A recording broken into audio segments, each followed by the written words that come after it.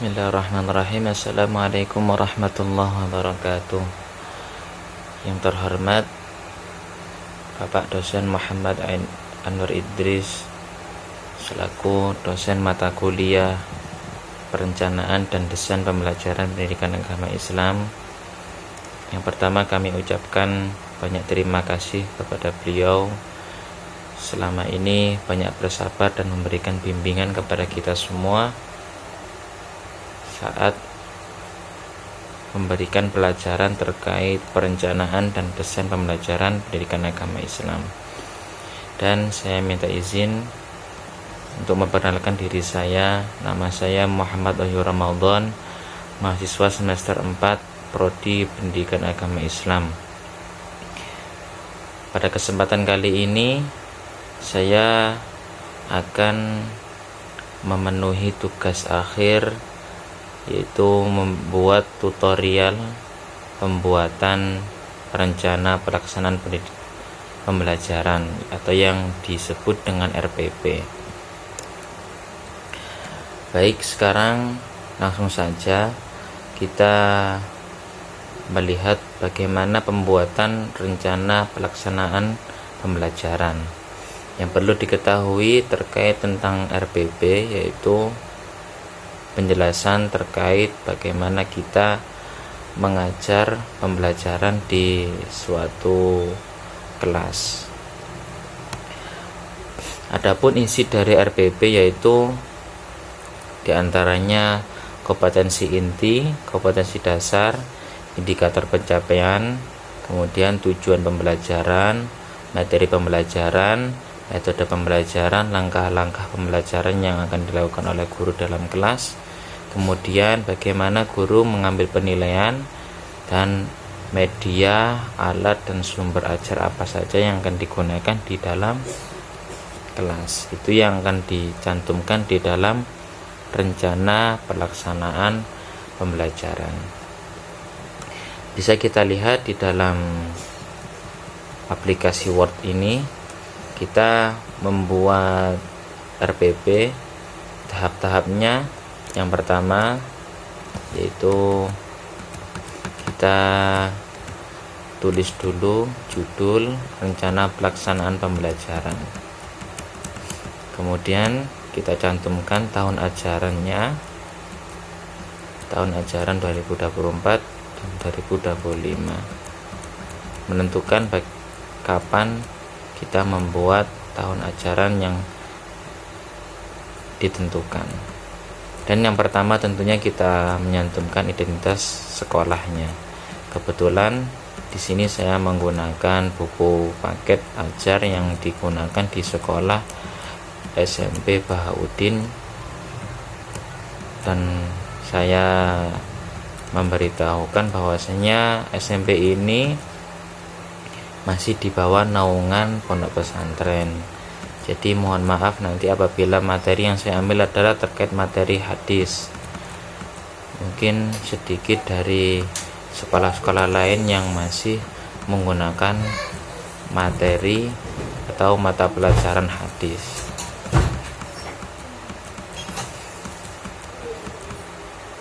Berikut contoh isi dari rencana pelaksanaan pembelajaran.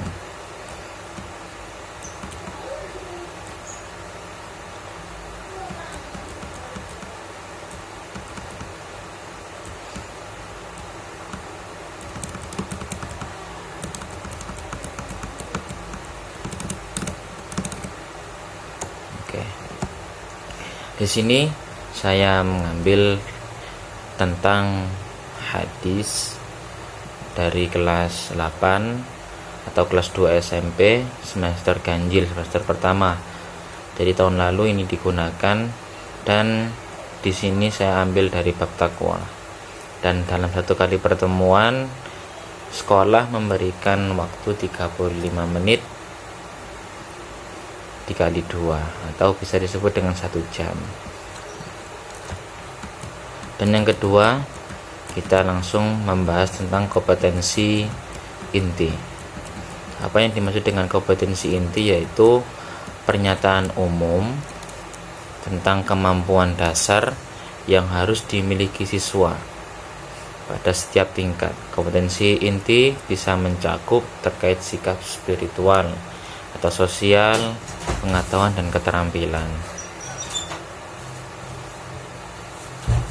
Nah, berikut kompetensi inti yang pertama.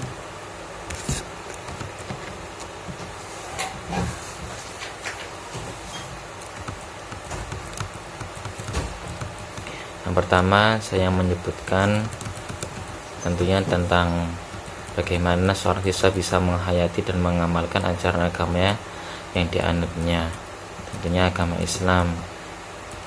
Dan yang kedua, mengembangkan perilaku, dari perilaku jujur, disiplin, tanggung jawab dan lain-lain.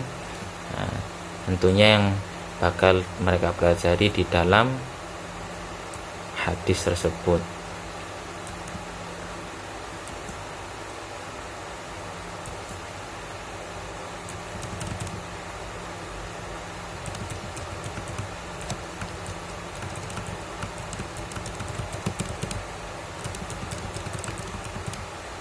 Kemudian kompetensi inti yang ketiga yaitu memahami, menerapkan dan menganalisis pengetahuan.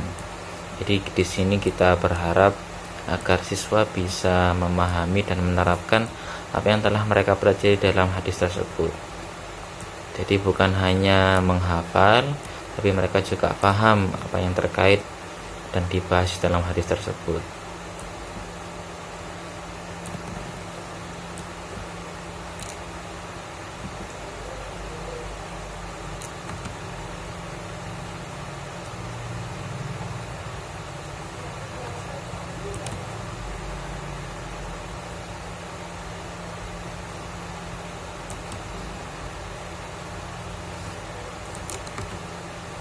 Berikut dari beberapa contoh bagaimana kita menyusun kompetensi inti, yaitu terkait tentang sikap spiritual seorang siswa dan juga bagaimana sosial mereka, pengetahuan dan keterampilan.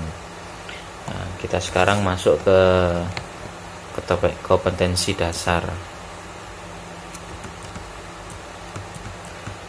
Di sini saya menggunakan tabel agar kita lebih mudah untuk melihatnya atau memahaminya.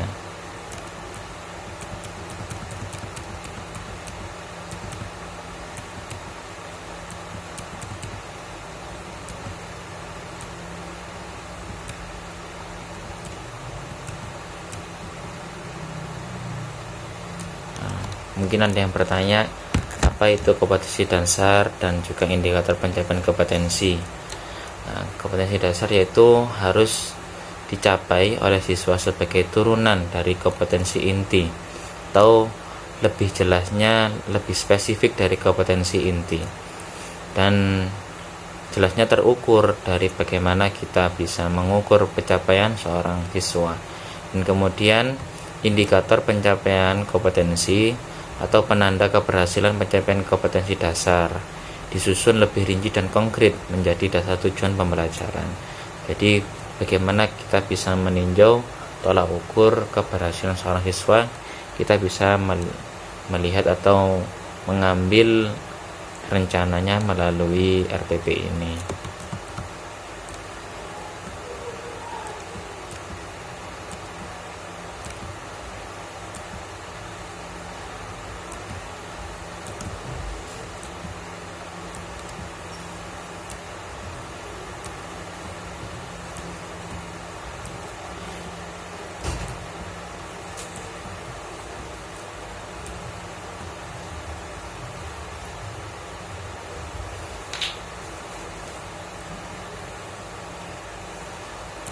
Sebagaimana yang saya katakan tadi, dikarenakan ini pelajaran hadis, tentunya kita berharap besar agar bagi seorang siswa dapat memahami hadis tersebut bukan hanya dari hafalannya saja, tapi juga pengertian, prinsip, apa hukum yang disebutkan dalam hadis tersebut. Nah, jadi mereka bisa menjelaskan walaupun belum terperinci, tapi mereka juga bisa memahami terkait dari hadis tersebut.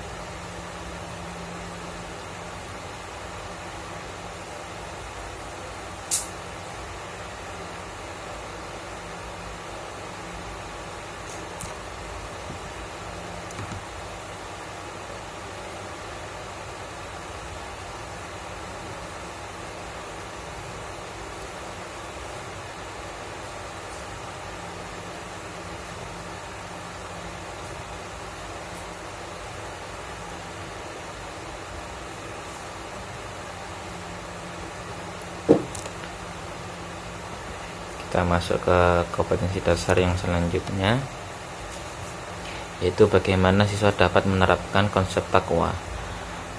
Jadi bagaimana mereka bisa menerapkan dalam kehidupannya kehidupan yang bertakwa kepada Allah sehari-harinya berdasarkan ajaran Islam. Masuk ke dalam materi selanjutnya, yaitu tujuan pembelajaran. Apa saja yang dicantumkan dalam tujuan pembelajaran?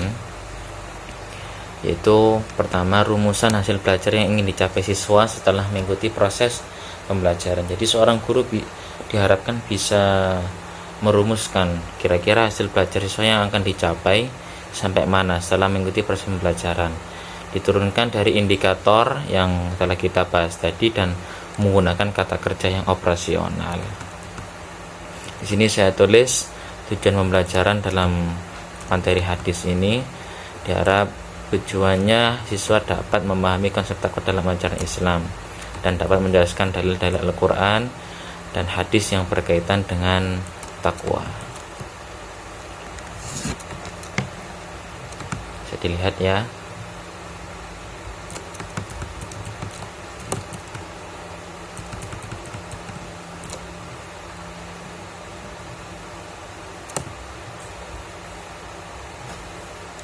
Oke.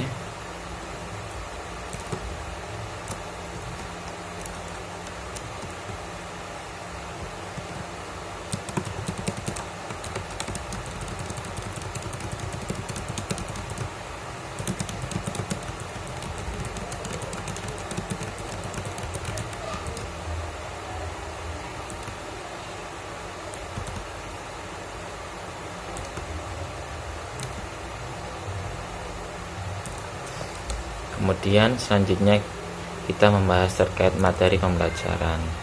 Jadi apa yang bakal kita berikan materinya di dalam materi hadis ini. Kita bisa meringkasnya di dalam RPP sini.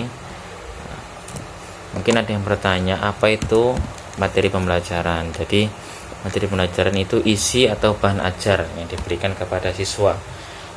Tentunya sesuai dengan kompetensi dasarnya yang kita bahas tadi dan tujuan pembelajaran. Bisa berupa fakta, konsep, prinsip, dan prosedur. Di sini materi pembelajarannya, pertama kita pasti memberikan kepada siswa yaitu pengertian takwa menurut Al-Quran dan hadis. Kemudian kita memberikan pemaparan dalil-dalil takwa dari Al-Quran dan hadis.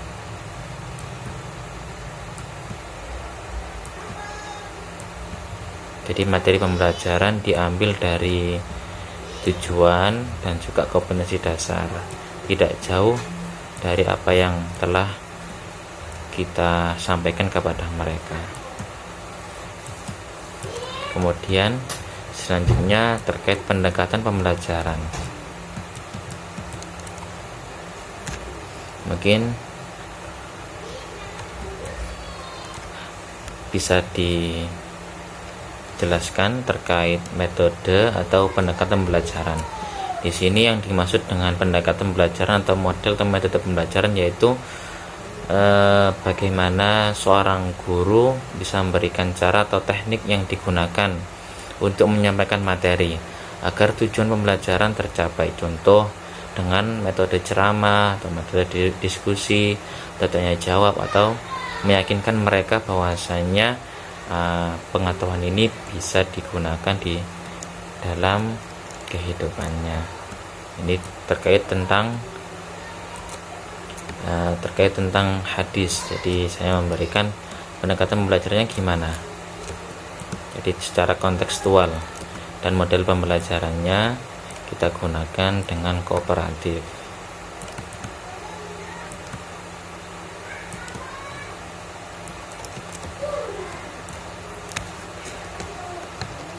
Dikarenakan ini metode hadis, jadi kita banyak menggunakan metode pembelajaran secara diskusi dan ceramah, tanya jawab, penugasan, observasi, education, dan problem solving. Terus kemudian media apa saja yang digunakan di dalam materi hadis ini? Yang pertama kita menggunakan PowerPoint. Tentunya tergantung dengan sekolahnya, fasilitas apa yang diberikan oleh sekolah, dan tentunya mendukung bagi guru untuk menyampaikan materi yang cocok kepada siswanya.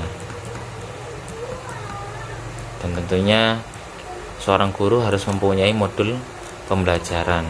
Materi apapun, pelajaran apapun, seorang guru harus mempunyai modul pembelajaran.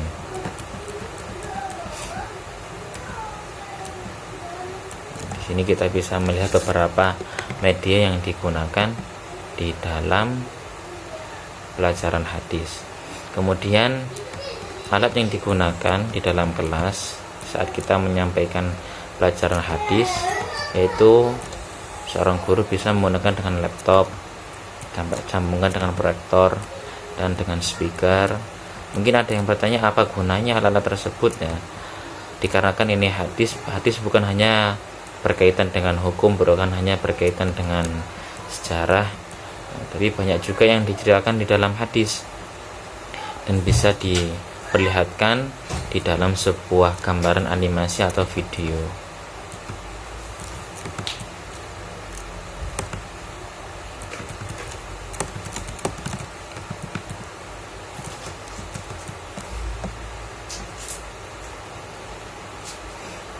Kemudian tentunya kita melakukan kegiatan belajar mengajar membutuhkan adanya sumber belajar. Dari mana seorang guru bisa menyampaikan pelajaran kalau tidak ada sumber belajarnya? Jadi sumber belajar yang diambil dalam materi hadis ini pertama tentunya Al-Quran dan hadis. Dan yang kedua, di SMP Bahudin ini menggunakan kitab Riyadhus Shalihin karya Al-Imam An-Nawawi.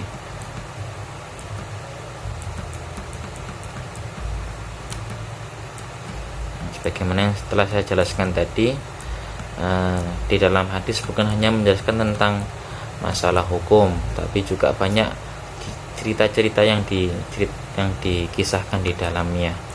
Jadi cocok untuk kita memberikan kepada pemahaman siswa terkait melalui video animasi.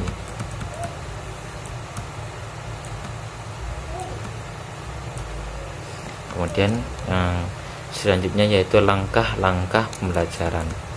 Bagaimana seorang guru melakukan pembelajaran di dalam kelas. Di sini saya menggunakan tabel, mungkin agak panjang. Oke.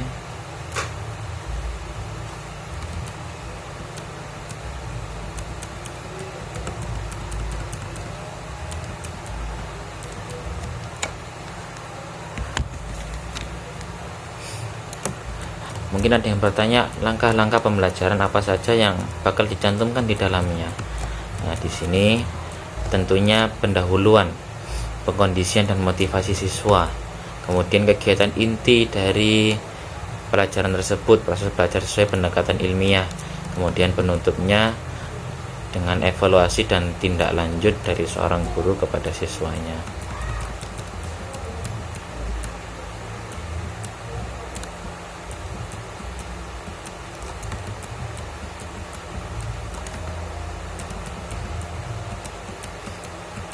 Jangan lupa tentukan alokasi waktunya dalam setiap pembelajaran. Pembukaannya dalam berapa menit, kemudian kita menyampaikan materinya berapa menit, dan ditutup dengan berapa menit.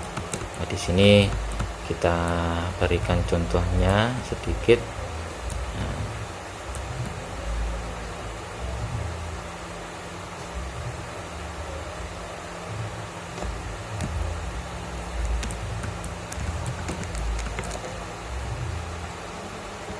bisa dilihat ya.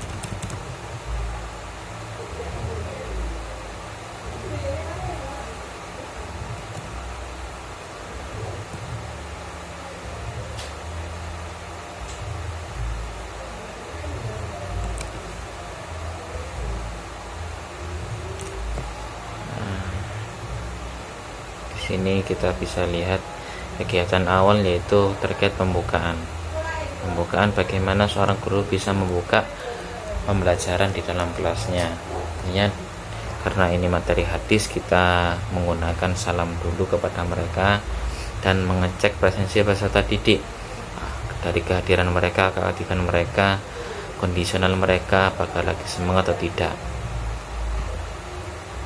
secara singkat. Dan tentunya di awal kita harus memberikan motivasi dan semangat kepada mereka untuk mempelajari pelajaran. Dan kemudian kegiatan inti tentunya dengan yang ditentukan oleh lembaga tadi, 35 menit dikali 2, tentunya 70 menit. Kegiatan inti kita ambil 60 menit. Nah, diantaranya yang pertama, orientasi peserta didik pada masalah. Kita bagi di dalam 60 menit tersebut kapan atau alokasi waktu untuk kita membabarkan tentang pengertiannya, kita berikan berapa menit. Dalam penerapannya kita berikan berapa menit. Kalaupun ada video, kita berikan berapa menit juga.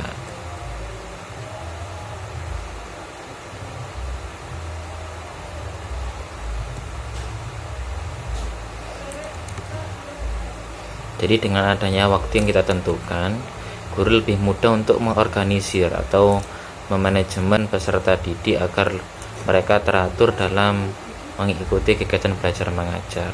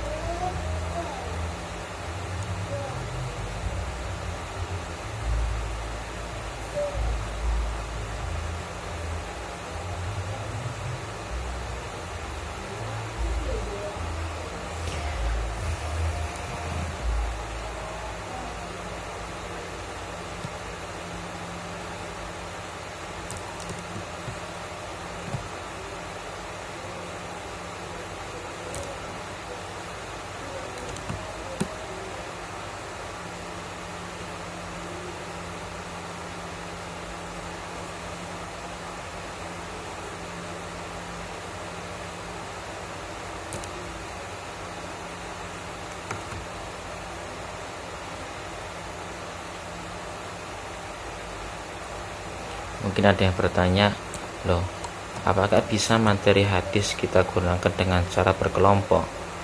Nah, sebagaimana yang banyak dari adat-adat dari pondok pesantren, bahwasanya adanya forum Basul Masail, di situ juga membahas terkait bagaimana tafsir dari ayat Al-Quran, dan juga bagaimana masalah nuzulnya hadis dan juga bagaimana rawinya, itu juga dibahas. Jadi dengan adanya forum Basul Masail, santri atau siswa dengan adanya berkelompok menjadi lebih giat dalam menyelesaikan atau memperdalam pengetahuan mereka, khususnya di dalam materi hadis ini. Dan kegiatan penutup kita berikan waktu 5 menit.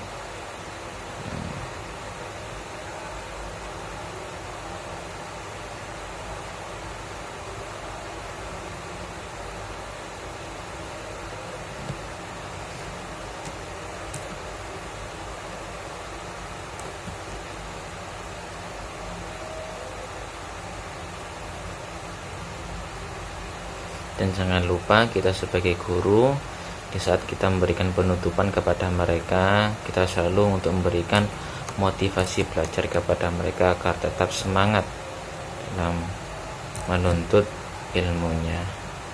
Kemudian yang terakhir terkait bagaimana seorang guru mengambil penilaian.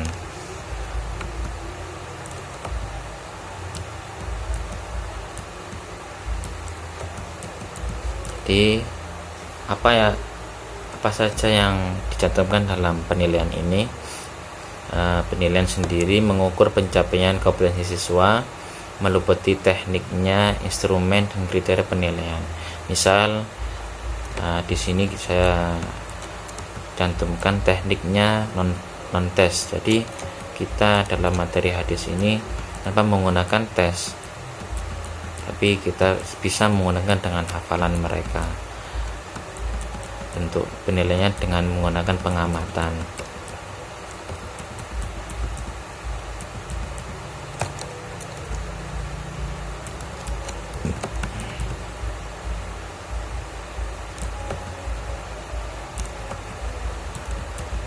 Dan ini penilaian dari pengetahuan, Pak.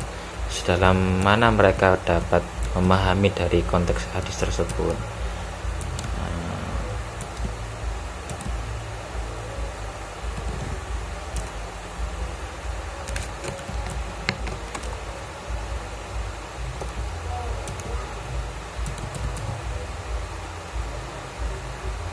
Oke ya. Ini keterampilan, tekniknya education card. Dan bentuknya penyusunan potongan hadis dan pemecahan, bagaimana mereka dapat menyatukan hadis yang kita potong-potong agar kita mengetahui seberapa kuat pemahaman mereka dan seberapa ingat daya hafalan mereka.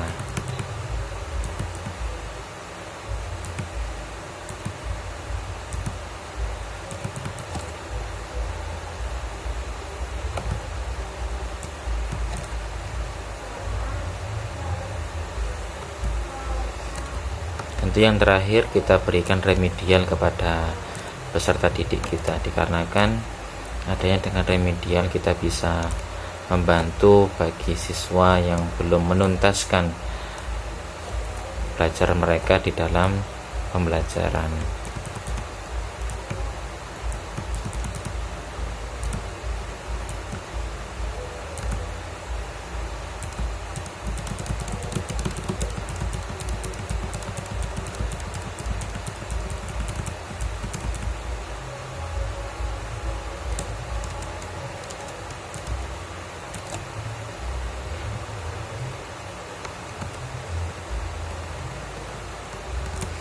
Dan yang terakhir kita berikan pengayaan. Jadi peserta didik sudah mencapai nilai ketuntasan diberikan pembelajaran, maupun dari nilai remedial atau nilai yang sempurna dari kompetensi dasarnya dan dari penilaian lain-lainnya. Dan akhir kita berikan pengayaan, bagaimana agar mereka puas setelah mendapatkan nilai yang telah mereka pelajari di dalam 1 tahun pembelajaran.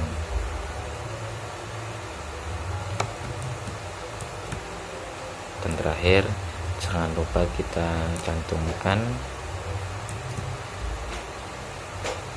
di sini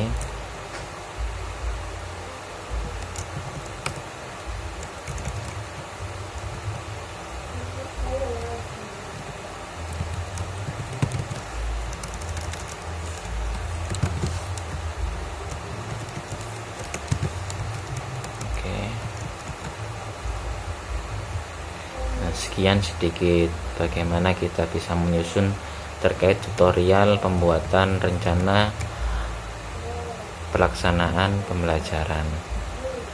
Jangan dilupakan terkait tahap-tahapnya dan inti yang dibahas dalam rencana pelaksanaan pembelajaran.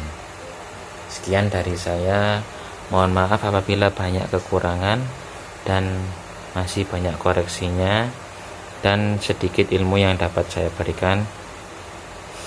Cukup sekian. Assalamualaikum warahmatullahi wabarakatuh.